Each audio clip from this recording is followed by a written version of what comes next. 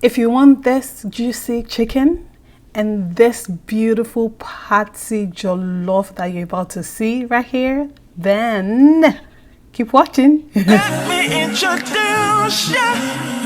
Alright, so to get started with the jollof rice, I typically use bell pepper, tomatoes, and habanero pepper with some onions as well, and I add some garlic. If you have time, you can bake your pepper in the oven, but I didn't have time today, so I decided to blend roughly. I don't like my pepper to be fully blended, and since I did not have time to bake, I decided to also fry it because we don't want the excess water to make it into the rice. Whilst that's frying, we're going to wash our rice. I do not parboil my jollof rice, my rice for my jollof rice. I always just wash very well. It takes time, but then if you want that dry party jollof taste, then it's best to not parboil it, okay? All right, so now I'm just showing you what the rice looks like. Very white, very clean, and then I set it aside to dry. The pepper is done frying. We're going to prep our pepper for the jollof, okay? Starting with the tomato paste. I'm very generous with my tomato paste because I like it red, and we're going to need lots of onions as well. What if you like onions like me? Okay, so to get started, well, I'm putting the pot on fire, and then I'm going to fry some oil. Not too much, just a little, depending on the size of rice, the quantity of rice that you're cooking, okay? And then I add my tomato paste into the oil and allow it to fry. Like I said, I use a lot of tomato paste for my jollof rice, and then after it has fried for a bit, I add my onions as well. I mix it together and allow everything to fry very well for like a minute or two. Now, once it's fried for a bit, because I don't want my onions to turn brown or for the tomato paste to get burnt, once it has fried for a bit, then I add my pepper to it, my pepper mix to it, okay? And then of course allow everything to fry together and be well incorporated. Then I start to add my seasoning, starting with the bay leaves. Of course, you're cooking jollof rice, you need bay leaves. I add some curry as well, some thyme. I don't add too much because we're still going to use broth. Oh, here I'm adding just 1 cube of Maggi, and like I was saying, we're still going to add some broth later, so you don't want to add too much early on, you know, because so it doesn't end up being too sweet. Once everything has fried, I take out just a bit. This is just something I do personally, and you're going to see why later. But I take out a bit of the sauce, and then I start to add the rice. As you can see, the rice is dry. That is what we need. For the jollof rice, you don't want water. Water is not your friend. Keep that in mind. Add everything, okay? Don't worry that it's dry. Don't worry. We'll take care of it. Once you've added all your rice, mix everything together, and don't be like me and use small pot, okay? Use big size pot depending on the quantity of rice that you're cooking. So mix everything together very well like this. You can see it's dry, it's looking very pasty, but that's what we're going to address next. So once you have mixed it well, now you add your chicken broth. Don't use water. Water makes it soggy, you know, so even for the broth, don't use too much. As you can see, I used a bit just to check, you know, where I was at with the rice, and then I decided to add some more, you know, just to be on the safe side, so that way it's not overflowing with water. Then I tasted it and decided to add some more seasoning, just a little, the adobo seasoning, and then the adobo seasoning, and some salt. I just added salt since. So once everything is set, you know, ready to cook, now you cover it up with a foil paper. For jollof rice, for that party dry jollof rice that you want, that's not sticky, you want to steam it, you don't want to cook it. Do you get? And you want to steam it on low heat, not on high heat. I'll show you shortly what I'm talking about.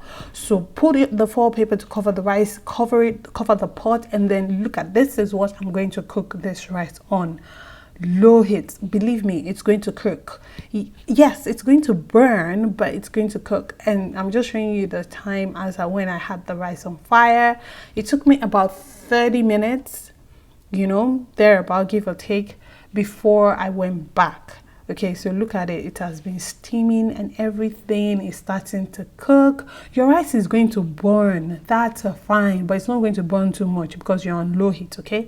So mix it together so everything again is well incorporated. Then add some tomatoes and onions. I don't add veggies to my jollof rice. It's just a personal thing. I just don't like seeing veggies in my jollof rice. If it's fried rice, yes, I'll add veggies. But for jollof rice, no. Remember the sauce we set aside earlier? Now I'm going to add some again to mix everything. Oh my gosh, just saying this again is making my mouth water, okay? Mix it all up.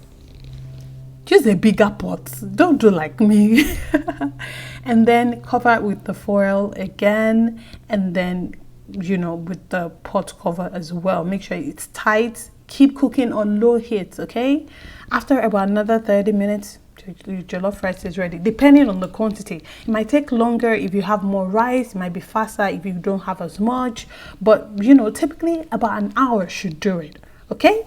Look at that, look at that, looking all yummy. I'll show you a closer look, but for now let's move on to our chicken. So for my chicken, I love to use chicken drums because they're just very easy and delicious to eat. Chicken drumsticks. The first thing I do is to cut off the excess fats. We don't need it. What are we going to do with it? Nothing. So always make sure to take your time to cut off the excess fat. Once you're done with that, your chicken should be looking all nice and clean. Now look at all the fat I took off. Yeah. Now we are going to wash our chicken.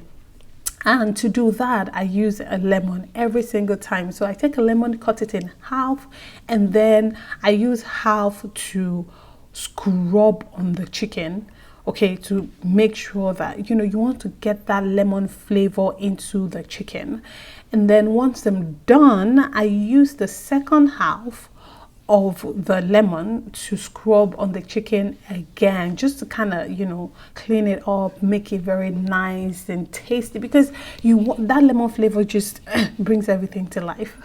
So once I'm done washing, it looks something like this. And now it is time to add our seasoning. Oh no, sorry, I'm jumping. Before we add our seasoning, we're going to prep the chicken for the seasoning. And what that means is taking paper towel, and then dabbing the chicken, and then cutting, like I cut two. I always do two. Just 2 slices on the chicken, because you want the seasoning to get into the chicken. You know, you don't want it to be staying on top of it. You want to enter, you want to bite on your chicken and the sauce is inside. So for that to happen, you need to cut a bit of the chicken drumsticks, okay? So you do that, dab, because again, we don't want excess water to make it into the final product, okay? It looks like this when you are done. Oh well, this was what it looked like when I was done. So now we are going to start with our seasoning, and to get started, I am using the adobo. See, for the seasoning, just go in. I'm not shy. I use a lot. I pack all the seasoning in my house and I just start to add it. Okay, so adobo seasoning, some garlic powder. After the garlic powder, I added some red pepper flakes. Like I said, I like pepper, you know, I like spicy food, so use that. And then I used some cumin powder as well. Just so, you know, the point is you want it to be tasty and you want it to be juicy. All right, so you want it to be flavorful. I add some lemon pepper as well. So all of these things are going to, you know, I'm adding some honey here. All of these things are going to add to the final taste that your chicken is going to have. But this one is going to be a barbecue flavored chicken. Okay, we'll see shortly. I'm adding some black pepper as well. If you don't have everything on this list, that's fine, just use what you have. Okay, again, I'm using some paprika because I like it to be red, you know, that red color. I like it. I'm also adding just a little bit of cinnamon. Okay, just because I just love the cinnamon. This one I'm being extra. Okay, now I'm going to add some curry powder to it as well. I don't add salt and I don't add Maggi. Nope, I do not. Here I'm adding some garlic powder, or was it onion powder? Either of the two. Then some ketchup as well. Again, I don't add Maggi, I don't add salt, because all these things are delicious. It's enough as they are. You don't need to add those two things. But hey, if you want to, then go ahead. Here I'm using some, I didn't see what I just showed you. But oh yeah, sorry, white pepper. I can see it now. Some white pepper as well. I'm being extra. That's why I'm adding a little bit of vanilla, you know, pure vanilla extract. That's just me doing too much, but I like it, so do you get the point? The point is you want your chicken to be juicy, you want to be flavorful, you want it to be tasty. That's chili sauce. Oh my gosh, I love this Heinz chili sauce. Delicious, absolutely delicious. And then that's some lemon juice. If you have fresh lemon that you can use, then that's fine as well. And that's my barbecue sauce. That's the one I used to wrap everything up to, you know, bring it all together. That's what's going to be the domineering taste in this chicken. Okay, so once you've added all that, we're going to finish up with just a little bit of olive oil. To, you know, you want it to be okay, you get it. So now that it's ready for mixing, I use my hand. I always wear a glove, and then I just use my hand to mix. Some people use spoons or spatulas. That's fine. I like to work the sauce into the chicken, you know, so that way I know it's tasty, it's nice, it's entering into it, everything is working, you know, the way I want it to work. I take some time to mix it all together. Once that's done, I set aside for at least 4 hours. Sometimes I set it aside overnight, depending on the amount of time you have. But, you know, try to do 3 to 4 hours. Cover it up with a clingy nylon thingy, and then put it in the refrigerator. This was after 4 hours. I brought it back out. It is ready to bake. That looks so pretty. That looks so pretty. Because it has marinated, you know, it needs to get in. So I use parchment paper. I used to use foil, but it was a bit stressful, so I changed to using parchment paper for my baking tray or baking pan, whatever you decide to use. But this is less stressful because the chicken doesn't get stuck on the parchment paper, you get it, which is good.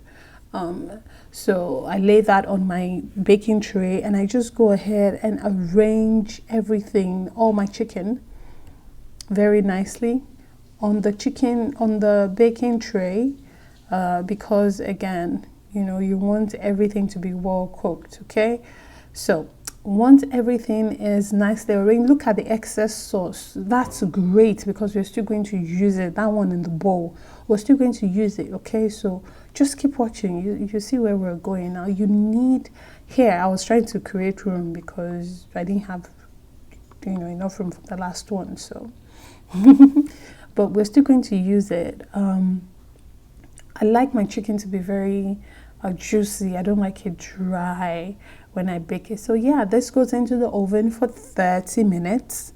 Okay, at first, after 30 minutes, I brought it out. Look at that. Do you see that sauce that you're looking at? Don't worry about it. Just leave it.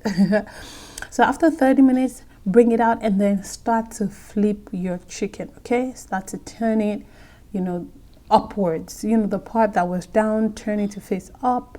We're going to go round and do that with every single thing. That's no water that you're looking at. Maybe a little bit of water, but majorly the sauce from the chicken. But it's still cooking. You see what it looks like when you see the final product shortly. Okay, Then the remaining sauce that we set aside earlier, rub it all over every single piece of your chicken. Just rub it, just rub it, just rub it, just rub it, just rub it. Use every single thing, because you don't want one side to be juicy and then the other side to be dry. You get what I mean? So once you're done with that, put it back in the oven for another 10 minutes. Bring it back out. Look at that. Look, it's red. It's it's red. It's juicy. It's looking flamorous. You know what I'm saying? You know what I'm saying? Let me show you. And it's soft. It's well cooked. So this has cooked for at least 40 minutes. You can do 45 minutes even, depending on how thick your chicken is. But you know, it's not supposed to be hard. It's supposed to be soft and juicy and so yeah, that's what the final product looks like. Let me show you what everything looks like when you put them together. I fried some plantain as well. Oh, looks so good. Thank you so much for watching. Let me know what you like about this video, what you're going to try, what you're going to experiment with. Please subscribe to the channel if you aren't. I pray God blesses you, your homes, your marriages, your relationships. Most importantly, I pray God blesses you. Remain in God, and God bless you. Mwah. Bye.